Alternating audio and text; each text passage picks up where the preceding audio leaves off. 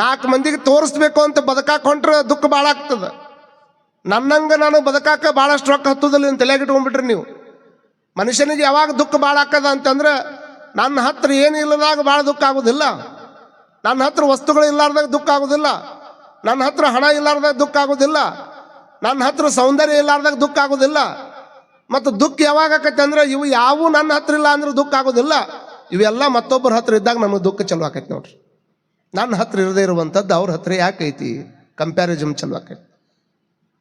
ಮತ್ತೊಬ್ಬರು ಕೂಡ ಕಂಪ್ಯಾರಿಸಮ್ ಚಲೋ ಆಯಿತು ಅಂತಂದ್ರೆ ನಾವು ದುಃಖಕ್ಕೆ ಆದಿವಿ ಅಂತಲೇ ತಿಳ್ಕೊಳ್ಬೇಕಷ್ಟ.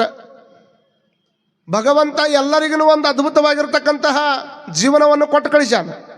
ನನಗೂ ಒಂದು ಒಳ್ಳೆಯ ಜೀವನ ಕೊಟ್ಟಾನ, ನಿಮಗೂ ಒಂದು ಒಳ್ಳೆಯ ಜೀವನ ಕೊಟ್ಟಾನ. ಎಷ್ಟು ಅದ್ಭುತ ನೋಡ್ರಿ ಇದು. ಬೆಳಗಾಗ್ತದೆ, ರಾತ್ರಿ ಆಗ್ತದೆ. ರಾತ್ರಿ ಆದ ಕೂಡಲೇ ಜಗತ್ತು ವಿಶಾಲವಾದಂಥ ಜಗತ್ತು ಹರಡ್ಕೊಳ್ತದ, ಹಕ್ಕಿ ಹಾರಾಡ್ತವ, ಜಗತ್ತೆಲ್ಲವೂ ತನ್ನ ತನ್ನ ಕೆಲಸದೊಳಗೆ ಹೋಗ್ತದ. ನಾವು ಜಗತ್ತಿನ ಕೊಟ್ಟಾಗ ನಾವೆಲ್ಲ ಹೋಗ್ಬೇಕಾಗ್ಯದ. ಜಗತ್ತಿಷ್ಟ ಹಾಕೊಂಡ ದೊಡ್ಡ ಜಗತ್ತಿನೊಳಗೆ ನಾವು ಬದುಕಾಕತ್ತೀವಲ್ಲ. ಇಲ್ಲಿಂದ ಹೋಗೋದು ಭಾಳ ದಿವಸ ಏನಿಲ್ಲ, ನಾವು ಭಾಳ ಕಮ್ಮಿ ಜೀವನದಾಗ ಬದುಕಾಕತ್ತೀವಿ. ಹೋಗೋದಂತರೂ ಭಾಳ ಎಲ್ಲರಿಗೂ ಗೊತ್ತಿರುವಂಥದ್ದು. ಹೋಗೋದಕ್ಕಿಂತ ಮುಂಚೆಕ್ಕೆ ಭಾಳ ಆನಂದವಾದಂಥ ಜೀವನ ಕೊಟ್ಟಾನಲ್ಲ ಪರಮಾತ್ಮ. 4 ಮಂದಿಗೆ ಭಾಳ ಒಳ್ಳೆಯವರಾಗಿ ಬದುಕುವಂಥ ಪ್ರಯತ್ನ ಮಾಡಬೇಕು. 4 ಮಂದಿ ಕೂಟಾಗ ಆನಂದವಾಗಿರುವಂಥ ಪ್ರಯತ್ನವನ್ನು ಮಾಡಬೇಕು. 4 ಮಂದಿ ಕೂಟಾಗ ಸಂತೋಷವಾಗಿರೋದು, 4 ಮಂದಿ ಕೂಟಾಗಲ್ಲ, ಸ್ವತಃ ಮನ್ಯಾಗ ಸಂತೋಷವಾಗಿರುವಂಥ ಪ್ರಯತ್ನವನ್ನು ನಾವೆಲ್ಲರೂ ಮಾಡಬೇಕಾಗ್ತದೆ. ಯಾವುದೇ ಒಂದು ದೇಶ ಭಾಳ ಸಮೃದ್ಧಿ ಐತೆ ಅನ್ನುವಂಥದ್ದನ್ನು ಎದರ್ಲಿಂದ ಕಂಡು ಹಿಡಿತಾರಂತ ಮಾಡ್ರಿ ನೀವು. ಆ ದೇಶದೊಳಗಿರ್ತಕ್ಕಂಥ GDP ಮೇಲೆ ಈ ದೇಶದ ಆರ್ಥಿಕತೆಯನ್ನು ನೋಡಿ ಈ ದೇಶ ಭಾಳ ಸಮೃದ್ಧ ಐತೆ ಅಂತ ತಿಳ್ಕೊಂಡು ಹೇಳ್ತಾರೆ. ಆ ಕಾರಣಕ್ಕಾಗಿ ಅಮೆರಿಕ ದೇಶ GDP ಒಳಗೆ ಭಾಳ ದೊಡ್ಡವರು ಇದೀವಿ, ನಾವು ಭಾಳ ಶ್ರೀಮಂತರು ಇದೀವಿ ಅಂತ ತಿಳ್ಕೊಂಡು ಅವ್ರು ಹೇಳ್ತಾರೆ. ನಾವು ವಿಶ್ವಕ್ಕೂ ದೊಡ್ಡಣ್ಣ ಅನ್ನುವಂಥ ಮಾತನ್ನು ಅವ್ರು ಹೇಳ್ತಾರೆ. ಈಗ ಚೀನಾದವರು, ಜಪಾನ್ದವರು, ರಷ್ಯಾದವರು ಕಾಂಪಿಟಿಷನ್ ಮಾಡ್ತಾರೆ, ನಾವು ದೊಡ್ಡವ್ರು, ನಾವು ದೊಡ್ಡವ್ರು, ನಾವು ದೊಡ್ಡವ್ರು ಅಂತ. ಒಂದು ದೇಶ ಭಾಳ ದೊಡ್ಡ ದೇಶ ಸಮೃದ್ಧಿಯಿಂದ ಇದ್ರೆ ಮಾತ್ರ ಆ ದೇಶ ದೊಡ್ಡ ದೇಶ ಅಂತ ತಿಳ್ಕೊಂಡು ಭಾಳ ಮಂದಿ ಹೇಳ್ತಾರೆ. ಆದ್ರೆ ನಿಮಗೆ ಗೊತ್ತಿರಲಿ, ಒಂದು ದೇಶ ಕೇವಲ GDP ಅಂದ್ರೇನು, ನಮ್ಮ ಹತ್ರ ಬಂಗಾರ ಎಷ್ಟದ, ನಮ್ಮ ಹೆಸರಿನಾಗ ಹೊಲ ಎಷ್ಟದ, ನಮ್ಮ ತಲಾ ಆದಾಯಗಳು ಎಷ್ಟದವ, ಇಡೀ ಒಟ್ಟು ಆದಾಯವನ್ನು ತೆಗೆದುಕೊಂಡು ಅದರ ಮೇಲೆ GDPಯನ್ನು ಫಿಕ್ಸ್ ಮಾಡ್ತಾರೆ. ಈ ದೇಶದ ವ್ಯವಹಾರ ಎಷ್ಟೈತಿ, ಅಯವ್ಯಯ ಎಷ್ಟು ಹಾಕೊಂಡ ಐತಿ, ಇಷ್ಟು ಬರ್ತೈತಿ, ಇಷ್ಟು ಹೊಕ್ಕೈತಿ, ಪ್ರತಿಯೊಬ್ಬ ವ್ಯಕ್ತಿಯ ಮೇಲೆ ಇಷ್ಟು ಹಾಕೊಂಡ ರೊಕ್ಕ ಐತಿ ಅನ್ನುವಂಥದ್ದನ್ನು GDP ಮೇಲೆ ನಮ್ಮ ದೇಶದ GDP ಹಿಂಗೈತಿ, ಗ್ರೋತ್ ಆಗಾಕತ್ತೈತೋ ಏನು ಕೆಳಗೆ ಬರಾಕತ್ತೈತೋ ಅದ್ರ ಮೇಲೆ ಅದನ್ನು ಫಿಕ್ಸ್ ಮಾಡ್ತಾರೆ. ಒಂದು ದೇಶ ಭಾಳ ದೊಡ್ಡದಾಗಬೇಕು, ಭಾಳ ದೊಡ್ಡ ಪ್ರಮಾಣದೊಳಗೆ ಆ ದೇಶಕ್ಕೆ ಹೆಸರು ಬರಬೇಕು, ಆ ದೇಶ ಸಮೃದ್ಧಿಯಿಂದ ಇರಬೇಕು ಅನ್ನುವಂಥದ್ದನ್ನು ಕೇವಲ GDPಯನ್ನು ನೋಡಿದರೆ ಆ ದೇಶದ ಸಮೃದ್ಧಿ ಗೊತ್ತಾಗೋದಿಲ್ಲ. ಯಾವ ದೇಶದೊಳಗೆ ಬರೀ ಕೇವಲ ಆರ್ಥಿಕತೆಯನ್ನು ನೋಡಿ ಆ ದೇಶ ಮುಂದೆ ಹೊಂಟದ, ಆ ದೇಶ ದೊಡ್ಡದಾಗ್ತೈತೆ ಅಂತ ನಾನು ಹೇಳಂಗಿಲ್ಲ.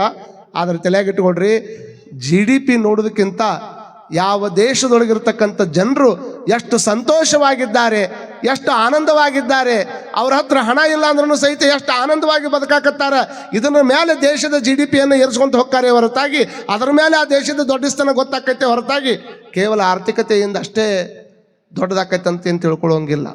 ಹಾಗಾಗಿ ಕಲ್ಯಾಣದ ನಾಡಿನೊಳಗೆ ಬರ್ತಕ್ಕಂಥವ್ರು ತಮ್ಮದೆಲ್ಲ ಸಂಪತ್ತೇನಿತ್ತಲ್ಲ, ಸಂಪತ್ತನ್ನೆಲ್ಲ ದೂರ ಇಡ್ತಿದ್ರು. ಸಂಪತ್ತನ್ನು ದೂರ ಮಾಡಿ ಸಂತೃಪ್ತಿ ಜೀವನ ಬದುಕಕ್ಕಂತ ಕಲ್ಯಾಣಕ್ಕೆ ಬರ್ತಿದ್ರು. ಸಂಪತ್ತಿನ ಜೀವನ ಬೇರೆ, ಸಂತೃಪ್ತಿಯ ಜೀವನ ಬೇರೆ.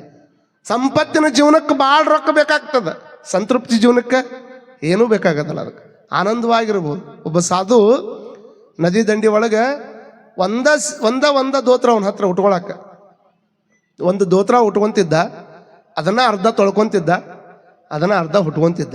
ಒಂದ್ಸಲ ಯಾರೋ ಒಬ್ರು ಕೇಳಿದ್ರಂತ, ಒಂದ ದೋತ್ರ ತೊಳೆದು ಒಂದ ದೋತ್ರ ಉಟ್ಕೊಳ್ಳೋದು ನೋಡಿ ನಮಗೆ ಸಾಕಾಗೈತಪ್ಪ, ಇನ್ನೊಂದು ದೋತ್ರ ಕೊಡ್ಬೇಕಂತ ಮಾಡಿ ತಗೋತೀನ ಅಂತಂದ್ರೆ, ಬೇಡಪ್ಪ, ನನಗಿಷ್ಟ್ರಾಗನ ಪರಮಾತ್ಮ ಆನಂದ ಕೊಟ್ಟಾನ, ಇದನ್ನು ತೊಳೆದು ಹಾಕ್ಕೊಳದ್ರಾಗ ನನಗೆ ಆನಂದ ಐತಿ, ಇನ್ನೊಂದು ತೊಗೊಂಡ್ರೆ ಮತ್ತೆ ನಾ ಆಲಸಿ ಆಗಿಬಿಡ್ತೀನಿ, ನಾಳೆ ತೊಳೆದ್ರೆ ಆತ ಬಿಡು, ಇವತ್ತು ತೊಳ್ಯಾಕೈತಿ, ಇವತ್ತು ಉಟ್ಕೊಳಕೈತಿ, ನಾಳೆ ತೊಳೆದು ಮತ್ತೊಂದು ಹಾಕ್ಕೊಂಡ್ರೆ ಆತ ಬಿಡು ಅಂತ ಆಲಸಿಯಾಕಿ ನಾನು. ಆದರೆ ಇದು ಒಂದು ಇರೋದ್ರಿಂದ ನಾನು ದಿವಸ ಸ್ನಾನಕ್ಕೆ ಬರ್ತೀನಿ, ಅರ್ಧ ತೊಳ್ಕೊತೀನಿ, ಅರ್ಧ ಒಣಗಿಸ್ಕೊತೀನಿ, ಅರ್ಧ ಹಾಕ್ಕೋತೀನಿ, ನನಗೆ ಒಂದೇ ಇರಲಿ ಅಂದವ.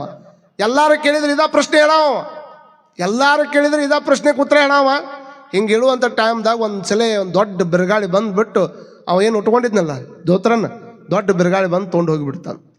ದೊಡ್ಡ ಬಿರುಗಾಳಿ ಬಂದು ತೊಗೊಂಡು ಹೋಗಿಬಿಡ್ತು, ಕೋಪಿನ ಅಷ್ಟೇ ಉಳಿದಿತ್ತು ಅವಂಗೆ. ಮತ್ತೊಬ್ಬ ಬಂದ, ನೋಡು ಎಷ್ಟು ಆನಂದವಾಗಿಟ್ಟಾನು ಭಗವಂತ ಅಂತ, ಭಗವಂತನ ಮೇಲೆ ಭಾಳ ಪ್ರೇಮ ಇಟ್ಕೊಂಡು ಮಾತಾಡ್ತಿದ್ದಿ, ಭಾಳ ಆನಂದವಾಗಿ ಭಗವಂತನ ಬಗ್ಗೆ ಹೊಗಳ್ತಿದ್ದಿ, ಅವಂದೇನು ನಿನ್ನ ಮೇಲೆ ಕನಿಕರ ಐತನ, ಅವಂಗೆ ಸ್ವಲ್ಪರ ಕನಿಕರ ಇದ್ದಿದ್ರೆ ನಿನ್ನ ದೋತ್ರ ಒಯ್ತಿದ್ನ ನಾವು. ನೀ ಏನು ಅವ್ರಂಗ ಇವ್ರಂಗ 10 ದೋತ್ರ ಇಟ್ಕೊಂಡವಲ್ಲ. ನಿನ್ನ ಹತ್ರ ಇರುವಂಥ ಒಂದು ದೋತ್ರ ತಗೊಂಡು ಅದನ್ನು ಬಿರುಗಾಳಿ ತಗೊಂಡು ಹೋಗಿಬಿಟ್ಟ. ಎಂಥವ್ ನೀನು ದೇವ್ರ ಅಂತ ದೇವ್ರನ್ನ ಬೇಯಕತ್ತಾವ. ದೇವ್ರನ್ನ ಬೇಯಕತ್ತಾಗ ಇವ ಹೇಳಿದಂತ, ನೋಡಪ್ಪ ನೀ ದೇವ್ರನ್ನ ಬೇಯಕತ್ತೀನಿ, ನಾ ದೇವ್ರನ್ನ ಹೊಗಡ್ತೀನಿ ಅಂದವ. ಅಲ್ಲೋ ನಿನ್ನ ಮೈ ಮೇಲೆ ಇದ್ದಿದ್ದು ಒಂದು ದೋತ್ರನೂ ಇಲ್ಲಾರ್ದಂಗೆ ಮಾಡಿ ನಾವು ಪರಮಾತ್ಮ, ಅವನ್ನ ಯಾಕೆ ನೀವು ಹೊಗಳ್ತಿ ಅಂತ ಕೇಳಿದ್ರೆ ಅವಾಗ ಅವ ಅಂದ, ಪರಮಾತ್ಮಗೆ ಎಂಥ ದೊಡ್ಡ ಶಕ್ತಿ ಐತಿ ಅಂದ್ರೆ ತಲೆಗಿಟ್ಕೊಳ್ರಿ, ಪರಮಾತ್ಮಗೆ ಎಷ್ಟು ದೊಡ್ಡ ಶಕ್ತಿ ಐತಿ ಅಂದ್ರೆ ಬರೀ ದೋತ್ರ ಒಯ್ದಲ್ಲ, ದೊಡ್ಡ ಬಿರುಗಾಳಿ ಬಿತ್ತಂದ್ರೆ 20 ಅಂತಸ್ತಿನ ಕಟ್ಟಡ ತೆಳಗ್ ಬಿಡ್ತಾವ. ನನ್ನ ಇಲ್ಲೇ ಬಿಟ್ಟು ಬರೀ ದೋತ್ರ ಅಟ್ಟ ಓದಾನಲ್ಲ, ಇನ್ನೂ ಇರೋದಕ್ಕೆ ಅವಕಾಶ ಕೊಟ್ಟಲ್ಲ ಭಗವಂತ, ಅದಕ್ಕೆ ನಾ ಅವ್ನಿಗೆ ಧನ್ಯವಾದ ಹೇಳ್ತೀನಿ ಅಂದವ. ತಿಳ್ಕೊಂಡು ಬದುಕುದ್ರಾಗೈತಿ ಬದುಕ. ಏನಿಲ್ಲ ಅಂತ ತಿಳ್ಕೊಂಡು ಲಿಸ್ಟ್ ಮಾಡ್ಕೊತ ಹೋಗ್ರಿ ನೀವು. ಏನು ನನ್ನ ಕಡೆ ಅದು ಇಲ್ಲ ಇದು ಇಲ್ಲ ಹಂಗೆ ಇಲ್ಲ ಹಿಂಗಿಲ್ಲ ಅಂದ್ರೆ ದೊಡ್ಡದಾಗತ್ತೆ ಲಿಷ್ಟ. ಏನು ಕೊಟ್ಟಾನ ಅದನ್ನು ವಿಚಾರ ಮಾಡ್ರಿ. ಎಲ್ಲರಿಗಿಂತ ನೋಡ್ರಿ, ನಮ್ಗೆ 2 ಚಲೋ ಕಣ್ಣು ಕೊಟ್ಟಾನ, 2 ಚಲೋ ಕಾಲು ಕೊಟ್ಟಾನ, ಚಂದನ ಕೈ ಕೊಟ್ಟಾನ. ಹಾಸ್ಪಿಟಲ್ನಾಗ ಹೋಗ್ರಿ ಎಷ್ಟೋ ಮಂದಿ ರಕ್ತ ತೆಗೆಸ್ಕೋತಾರ, ರಕ್ತ ಹಾಕಿಸ್ಕೋತಾರ, ಡಯಾಲಿಸಿಸ್ಗೆ ಒಳಗಾಗ್ಯಾರ. ಇಷ್ಟೆಲ್ಲ ಮಂದಿ ಮಧ್ಯದೊಳಗೆ ನಿಮಗೆ ಚಲೋ ಕಾಲು ಕೊಟ್ಟು ಚಲೋ ದೇಹ ಕೊಟ್ಟು ಚಂದ ಆನಂದವಾಗಿ ಬದುಕಿ ಬರ್ರಿಪ್ಪ, ಏನು ವರ ಕೊಟ್ಟಾನ ಅಂತ ತಿಳ್ಕೊಂಡು ಯಾರಾದ್ರೂ ಕೇಳಕತ್ತಿದ್ರೆ ಇಂಥ ರಾತ್ರಿ ಒಳಗೆ ಮನಕ್ವಾಡ ಸ್ವಾಮಿಗಳು ಹೇಳುವಂಥ ಬಸವ ಪುರಾಣವನ್ನು ನಮ್ಮ ಪೂಜ್ಯರಾಗಿರುವಂಥ ಮಹೇಶ್ವರ ದೇವರ ಪಟ್ಟಾಧಿಕಾರದೊಳಗೆ ಮನೆ ಬಿಟ್ಟು ಗ್ರೌಂಡ್ನ್ಯಾಗ ಬಂದು ತಾಸುಗಟ್ಟಲೆ ಆನಂದವಾಗಿ ಕುಂತು ಕೇಳುವಂಥ ದೊಡ್ಡ ಶರೀರವನ್ನು ನಿಮಗೆ ಕೊಟ್ಟಾನಂದ್ರೆ ಇದಕ್ಕಿಂತ ದೊಡ್ಡದು ಇನ್ನೇನು ಕೊಡ್ಬೇಕು ನಮ್ಮ ಭಗವಂತ? ಇಲ್ಲ ಅಂತ ತಿಳ್ಕೊಂಡು ಹೊಂಟ್ರಿ ಅಂದ್ರೆ ಸಮಸ್ಯೆ ಭಾಳ ನಿಮಗೆ ಭಯಂಕರ. ಅದು ಇಲ್ಲ ಇದು ಇಲ್ಲ ಅಂತ ತಿಳ್ಕೊಂಡು ಹೋಗ್ರಿ ನೀವು, ಭಾಳ ಸಮಸ್ಯೆಗಳು ಚಲೋ ಅಕ್ಕಾವ. ಏನೆಲ್ಲ ಇಲ್ಲ ಅಂತ ತಿಳ್ಕೊಂಡು ಹೋಗುವಂಗಿಲ್ಲ, ಇದ್ದಿದ್ದನ್ನು ವಿಚಾರ ಮಾಡ್ಕೊಳ್ಬೇಕು. ಅವನಿಗಿಲ್ಲ ಅಂತ ನನಗೈತಲ್ಪ ಭಗವಂತ, ಎಷ್ಟು ಅದ್ಭುತವಾಗಿ ನನಗೆ ಕೊಟ್ಟಿಯಲ್ಪ ಭಗವಂತ. ಎಷ್ಟೋ ಮಂದಿ ನೀವು ಹೋಗ್ರಿ, ನಿಮಗೆ ಊಟಕ್ಕೆ ಕುಂತ ಕೂಡಲೇ ತಟ್ಟಿ ಒಳಗೆ ಬಿಸಿ ಅನ್ನ ಬರ್ತದ. ನಿಮಗೆ ಊಟಕ್ಕೆ ಕುಂತ ಕೂಡಲೇ ತಟ್ಟಿ ಒಳಗೆ ಬಿಸಿ ಅನ್ನ ಬರ್ತೈತೆ ನಿಮಗೆ. ಇನ್ನೂ ಎಷ್ಟೋ ಮಂದಿಗೆ ತಟ್ಟಿ ಒಳಗೆ ಅನ್ನ ಅಲ್ಲ, ತೊಟ್ಟ್ಯಾಗಿ ಬಿದ್ದಿರುವಂಥ ಅನ್ನ ತೊಗೊಂಡ್ಬಂದು ಸ್ವಚ್ಛಂಗೆ ತೊಳ್ಕೊಂಡು ಅದನ್ನು ಮರುದಿವ್ಸ ಒಣಗಿಸಿ ಬಿಸಿನೀರಾಗ ಕುದಿಸಿ ಊಟ ಮಾಡೋರು ನಮ್ಮ ಮಧ್ಯದೊಳಗದ. ಅಂಥವ್ರು ನೋಡಿದಾಗ ನಾನು ಎಲ್ಲಿದ್ದೀನಿ ಅನ್ನುವಂಥದ್ದು ನಮಗೆ ಗೊತ್ತಾಗ್ತದೆ. ಬರದಿಹುದರ ಎಣಿಕೆಯಲ್ಲಿ ಬಂದಿಹುದ ಮರೆಯದಿರು, ಗುರುತಿಸು ಅಳಿತಿರುವುದನ್ನು ಗೆಡುಕುಗಳ ಮಧ್ಯೆ, ಬಾರನೆಂಬುದು ಬಿಡು ಬಾರನೆಂಬುದು ಬಿಡು, ಹರ್ಷಕ್ಕೆ ಬಂದಿರುವುದನ್ನು ನೆನೆ, ಹರುಷಕ್ಕೆ ಅದೇ ದಾರಿ ಮಂಕುತಿಮ್ಮ. ಎಷ್ಟು ಚಂದ ಹೇಳ್ತಾರೆ ನೋಡ್ರಿ ಡಿ ವಿ ಜಿ ಅವರು ಅಂತೇಳಿ. ಕನ್ನಡದ ಕಗ್ಗಗಳು ಅಂತಂದ್ರೆ ಭಗವದ್ಗೀತೆ ಶ್ಲೋಕಗಳಿದ್ದಂಗೆ ಅವು. ಅಷ್ಟು ಚಲೋ ಕಗ್ಗಗಳನ್ನು ಅವ್ರು ಬರೆದಾರ ಡಿ ವಿ ಗುಂಡಪ್ಪನವ್ರು ಅಂತೇಳಿ. ಭಾಳಷ್ಟು ಆವಿಷ್ಕಾರಗಳಿಂದ ಹಲವಾರು ರೀತಿಯ ಸವಲತ್ತುಗಳು ನಮಗೆಲ್ಲ ಸಿಗಾಕತ್ತಾವ, ಈ ಸದ್ಯ ಸಿಗ್ತಿದ್ದಾವೆ.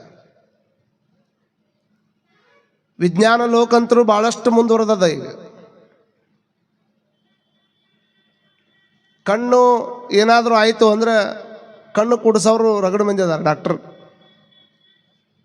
ಕಣ್ಣಿಗೆ ಏನಾದರೂ ಆದರೆ ಕಣ್ಣು ಆಪ್ರೇಷನ್ ಮಾಡುವಂಥ ಡಾಕ್ಟರ್ ಹಲವಾರು ಮಂದಿ ಅದಾರ. ಕಿವಿಗೆ ಏನಾದರೂ ಆದ್ರೆ ಕಿವಿ ಸ್ಪೆಷಲಿಸ್ಟ್ ಡಾಕ್ಟರ್ ಅದಾರ. ಕಣ್ಣಿಗೆ ಏನಾದರೂ ಆದ್ರೆ ಅದನ್ನು ಸರಿ ಮಾಡೋರು ಅದಾರ. ಕಿವಿಗೆ ಏನಾದರೂ ಆದ್ರೆ ಅದನ್ನು ಸರಿ ಮಾಡೋರು ಅದಾರ. ಬರೀ ಜಸ್ಟ್ ಕೂದ್ಲಕ್ಕಷ್ಟ ಡಾಕ್ಟರ್ ಅದಾರ. ಈಗ ನಿಮ್ಮ ಕೂದಲ ಹೆಂಗೆ ಜೋಪಾನ ಮಾಡ್ಕೋಬೇಕು, ಅವು ಉದುರ್ಲಾರ್ದಂಗೆ ಹೆಂಗೆ ನೋಡ್ಕೋಬೇಕು, ಅವು ಎಷ್ಟು ಉದ್ದ ಬೆಳಿಬೇಕು, ಇವ್ನ ಹೇಳಕ್ಕೂ ಡಾಕ್ಟರ್ ಇದ್ದಾರೆ. ಮೂಗೇನಾದರೂ ಆದ್ರೆ ಅದನ್ನು ಸರಿಪಡಿಸೋದಕ್ಕೆ ಅದಕ್ಕೂ ಡಾಕ್ಟರ್ ಅದಾರ. ಹಾರ್ಟಿಗೆ ಅದಾರ, ಚರ್ಮಕ್ಕೆ ಅದಾರ, ಲಿವರಿಗೆ ಅದಾರ, ಕಿಡ್ನಿಗೆ ಅದಾರ, ಶುಗರಿಗೆ ಅದಾರ, ಬಿ ಪಿಗೆ ಅದಾರ, ಎಲ್ಲದಕ್ಕೂ ಸಹಿತ. ಕಾಲು ಏನಾದರೂ ಆದರೆ ಆರ್ಥೋಪಿಡಿಸ್ ಅದಕ್ಕೆ ಬೇರೆ ಅದಾರ. ಎಲ್ಲ ಡಾಕ್ಟ್ರು ಎಲ್ಲ ಅಂಗಾಂಗಕ್ಕೂ ಒಬ್ಬೊಬ್ಬರು ಡಾಕ್ಟರ್ ಅದಾರ. ಇನ್ನು ಮುಂದೆ ಬಂದರೂ ಬರ್ಬೋದು, ಎಡಗಣ್ಣಿ ಡಾಕ್ಟರ್ ಬೇರೆ ಬಲಗಣ್ಣಿ ಡಾಕ್ಟರ್ ಬೇರೆ ಅಂತ. ಹಿಂಗೂ ಬಂದರೂ ಬರ್ಬೋದು, ಏನು ಆಶ್ಚರ್ಯ ಇಲ್ಲ ಅದಕ್ಕೆ. ಇಷ್ಟೆಲ್ಲ ಏನಾದರೂ ಆದರೆ ಅದನ್ನು ಸರಿ ಮಾಡುವಂತಹ ಡಾಕ್ಟರ್ಗಳು ಭಾಳ ಮಂದಿ ಅದಾರ. ಆದರೆ ಕೆಟ್ಟು ಹೋಗುವಂಥ ಸಮಾಜವನ್ನು ದರಿತಾರಿಗೆ ತರುವಂತಹ ಪ್ರಯತ್ನ ಮಾಡೋದಕ್ಕೆ ಒಬ್ಬ ಡಾಕ್ಟರ್ ಅವಶ್ಯಕತೆ ನಮ್ಮ ನಾಡಿಗೆ ಭಾಳ ಇರ್ತದೆ. ಸಮಾಜ ಸರಿ ಮಾಡಬೇಕಲ್ಲ. ಸಮಾಜ ಒಂದೇನಾದರೂ ರೋಡ್ ಕೆಟ್ಟು ಹೋಯ್ತು ಅಂದರೆ ಅದನ್ನು ರಿಪೇರಿ ಮಾಡಿಸ್ಬೋದು. ಮತ್ತೊಂದು ಯಾವುದಾದ್ರೂ ಬ್ರಿಡ್ಜ್ ಕೆಡ್ತು ಅಂತಂದರೆ ಅದನ್ನು ಸಹಿತ ನಾವು ಏನಾದರೂ ಮಾಡಿ ರಿಪೇರಿ ಮಾಡ್ಬೋದು. ಆದರೆ ಸಮಾಜ ಏನಾದರೂ ಕೆಟ್ಟು ಹೋಯ್ತು ಅಂತಂದರೆ ಅದನ್ನು ರಿಪೇರಿ ಮಾಡೋದಕ್ಕೆ ಸಮಾಜದೊಳಗೆ ಒಬ್ಬ ಯೋಗ್ಯ ಗುರುನ ಬರಬೇಕೇ ಹೊರತಾಗಿ ಮತ್ತೆ ಯಾರ ಕಡೆನೂ ಅದನ್ನು ಮಾಡೋಕ್ಕಾಗೋದಿಲ್ಲ ಅನ್ನುವಂಥ ಕಾರಣಕ್ಕೆ ಸಮಾಜವನ್ನು ಸರಿ ಮಾಡೋದಕ್ಕಾಗಿ ಯೋಗ್ಯ ಗುರುವಿನನ್ನು ಆಯ್ಕೆ ಮಾಡಿಕೊಳ್ಳುವಂಥ ಸಮಾರಂಭ ಇದು. ಪೂಜ್ಯರಾಗಿರುವಂಥ ಮಹೇಶ್ವರ ದೇವರು ನೋಡ್ರಿ, ವಿಶೇಷವಾಗಿ ಅವರ ಪಟ್ಟಾಧಿಕಾರದಲ್ಲಿ ಬಸವ ಪುರಾಣ ಕಾರ್ಯಕ್ರಮ ನಡೆದದು. ದಿವಸ ಒಬ್ಬರ ಚರಿತ್ರೆಯನ್ನು ಕೇಳಾಕತ್ತೀವಿ ನಾವು. ಅನುಭವ ಮಂಟಪಕ್ಕೆ ಯಾರ್ಯಾರು ಬಂದರು, ಹೆಂಗೆ ಬಂದರು ಅಂತ ಕೇಳಾಕತ್ತೀವಿ. ನಿಮಗೆಲ್ಲ ಗೊತ್ತಿರಲಿ, ನಿನ್ನೆ ನಾ ಹೇಳ್ತಾ ಇದ್ದೆ, ಕಲ್ಯಾಣಕ್ಕೆ ಬರಬೇಕಾದ್ರೆ ಒಂದು ನಿಯಮ ಇತ್ತು, ಅಲ್ಲಿ ಬಂಗಾರ ಹಾಕ್ಕೊಂಡು ಬರುವಂಗಿರಲಿಲ್ಲ. ತಿಳಿಗಾವಿ ಬಟ್ಟೆಯನ್ನು ಹಾಕ್ಕೊಳ್ಬೇಕು, ಸಾತ್ವಿಕ ಜೀವನ ನಡೆಸಕ್ಕೆ ಬರ್ಬೇಕಲ್ಲೇ, ಆಡಂಬರದ ಜೀವನ ಅಲ್ಲ.